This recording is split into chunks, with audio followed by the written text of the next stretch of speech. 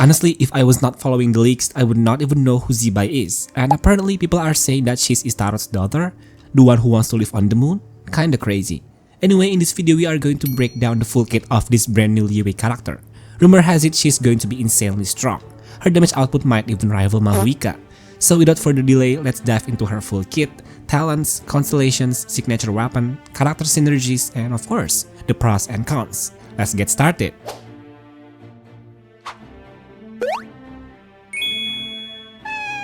ZIBAI is a 5-star Geosword character coming in patch 6.3. She's going to be the main DPS who focuses heavily on lunar crystallize, and some of her damage also scales with defense. She can enter a special state using her elemental skill, where her normal attacks get infused with Geo. While she is in this state, she can build up stacks, and once those stacks reach a certain point, her elemental skill will turn into a special version that unleashes huge AoE lunar crystallize damage. She also really benefits from having Hydro and Geo characters on the team, since they help boost her defense and elemental mastery. Now her normal, charge and plunge attacks are not anything special because they only deal physical damage, so honestly you probably don't need to prioritize leveling that talent. Her real power comes from her skill. When you activate it, ZIBAI enters this enhanced state for 15 seconds. In this mode, her normal and charge attacks are permanently infused with Geo and cannot be overridden, and her elemental skill turns into a special version. But you can't just use this special skill whenever you want. It depends on stacks called Phase Shift Radiance. ZIBAI can store up to 100 stacks in total. Every second while she is in this enhanced state, she gains 10 stacks, and every normal attack gives her another 5 stacks. Once she reaches 70, she can finally unleash her special elemental skill, which hits twice, deals AoE Geo damage, and count as lunar crystallize damage. Reaching 70 stacks might sound hard, but it's actually much easier if your team's moon sign level is Ascendant Gleam. At this level, every time your teammates trigger a lunar crystal reaction, ZIBAI gains 35 phase shift radiance every 2 seconds. This moon sign level also makes her 4th normal attack deal additional Geo damage that's counted as lunar crystallized damage. Keep in mind, ZIBAI will exit her enhanced state either after using her special skill 4 times or when the 15-second duration runs out. Her skill cooldown is 18 seconds, which leaves a nice 3-second window to refresh your support buffs, so overall her rotation actually feels pretty smooth. Her elemental burst costs 60 energy and has a 15-second cooldown. She summons this Crow-like horse animation and deals 2 instances of AoE Geo damage. And unlike Never, the second hit from this burst actually count as lunar crystallized damage. Oh, and before we move on to the next section, this right here is the formula for the lunar crystallized reaction. For those of you who are good with math and calculations, feel free to share in the comments. Do you think the lunar crystallized damage is actually good or not? Now let's talk about her passives. For the first one, every time ZIBAI uses her elemental skill or whenever she triggers a lunar crystallized reaction, the damage of her special elemental skill gets increased based on 40% of her defense. For her second trace, every extra Geo character in the team boosts ZIBAI's defense by 15% each. And for every Hydro character in the party, she gains an extra 60 elemental mastery. This is probably why her ideal team setup leans heavily toward Hydro and Geo units, though it's not a mandatory requirement. Her third trace is really important because it allows ZIBAI to trigger lunar crystallize by herself. On top of that, for every 100 defense she has, the base damage of that reaction increases by 0.7% up to a maximum of 14%. She also increases the team's moon sign level by 1 just by being in the party. And lastly, her fourth passive, which honestly is not that impactful, lets ZIBAI regenerate 1 point of her own elemental energy every 2 seconds from 6 PM to 6 AM, as long as she's not in combat. Now let's move on to her constellations. Starting with her C1, ZIBAI instantly gains 100 phase shift radiant stacks the moment she uses her elemental skill. This constellation also lets her use her special elemental skill up to 5 times before she exits her enhanced state. And on top of that, every time she enters this enhanced mode, the second hit of her very first special skill gets a massive 200 boost to its lunar crystallized reaction damage. Moving on to C2, while she's in her special state, ZIBAI gains a huge 50% defense bonus. At the same time, her first passive, which boosts her special skill damage based on 40% of her defense, gets another 100% increase on top of that. Then at C4, we get a direct buff to her normal attacks. Her basic attack sequence will no longer reset, and whenever her special elemental skill hits enemy, the lunar crystallized damage from her next 4th normal attack will be increased by 60% of ZIBAI's defense.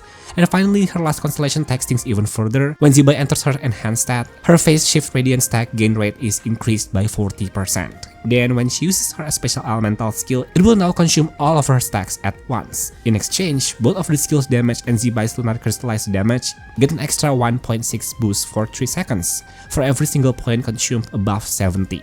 Now let's talk about her signature weapon. It comes with a 542 base attack and a massive 88% crit damage as the main stat. The user also gets an extra 20% defense bonus. On top of that, any lunar reaction damage triggered by the wielder is increased by 64% for 5 seconds after using an elemental skill. And yeah, 64% is a crazy huge number. This alone could make ZIBAI's damage absolutely insane when she finally releases. There are already some theory crafters saying that she might even outperform Mahuika in terms of raw damage output. By the way, this weapon also looks really good for characters like Albedo and Chiori, since their damage scales with defense, and Lunar Crystallize can be triggered by anyone on the team anyway. That being said, going for C1 actually seems more worth it than pulling for her signature weapon. Not because the weapon is bad, but because there are so many strong alternatives. For 5-star options, you can run Mist Splitter, Uraku Mitsugiri, or even Primordial Jade, just as pure stat sticks. I have seen some theory crafters say that her damage is already insane, which is a 3-star Harbinger of Dawn, as long as you use Zhongli as a shielder to keep her HP above 90% and activate the passive. Meanwhile, with C1, ZIBAI instantly gets 100 phase shift radiant stacks right after using her skill, and her special elemental skill can now be used 5 times, which means her total damage output jumps up by a lot. And don't forget, this is also backed up by that insane 200% damage boost on the second hit of her first special skill. So now the big question is, who actually synergizes well with ZIBAI? Let's get into that next. ZIBAI's passive pretty much push your team toward running only Hydro and Geo units. It's not a mandatory, but it's definitely the best way to maximize one of her passive that gives extra defense and elemental mastery.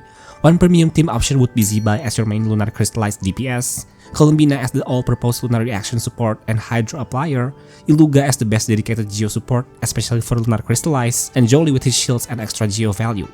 I personally think bringing a shielder is super important for ZIBAI because you really want to finish her normal attack sequence all the way to her 4th hit without getting interrupted. That's where her normal attacks can actually trigger Lunar Crystallize and contribute extra damage. And honestly, we still don't know how strong her interruption resistance is going to be. So if you're worried about getting staggered during her basic attacks, you can replace Zhongli with Xingqiu. He not only helps prevent interruptions, but he's also one of the best Hydro appliers in the game and works really well as a sub DPS.